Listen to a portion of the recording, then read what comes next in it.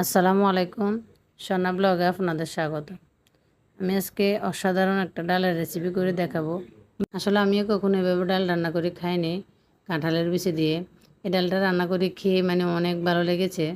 এটা কাঁঠালের বিচির যে পুষ্টিগুণ এটাও পাওয়া যাবে। বাচ্চারা তো এভাবে কাঁঠালের বিচি খায় না। এভাবে ডাল রান্না করে খাওয়ালে পুষ্টিগুণও ভরপুর, খেতেও মজা, খুবই ভালো লাগবে। আসলে সত্যি খেতে অসম্ভব মজা হয়েছে। আমি এখানে কাঁঠালের বিচি নিয়েছি। কাঁঠালের বিচি ধুয়ে এখন সেদ্ধ করে নেব। সিদ্ধ করে অনেকে উপরের যে লাল খোসাটা এটা ছিলে ফেলে দিতে পারবেন। সিদ্ধ করা হয়ে গেছে, এখন আমি এটা ছেঁকে পানিটা ফেলে দেব। এভাবে উপরের খোসাগুলো ফেলে আবার দিয়ে ডাল ঘুটুনি দিয়ে ঘুটে নিতে পারবেন। আবার চাইলে উপরের খোসাটাও রাখতে পারবেন, যার যার পছন্দ মতো ইচ্ছা। আমি এটা আড়া ভাঙ্গা করে নিয়েছি। আড়া ভাঙ্গা করে নিয়ে এখানে হলুদের গুঁড়ো, মরিচের গুঁড়ো, লবণ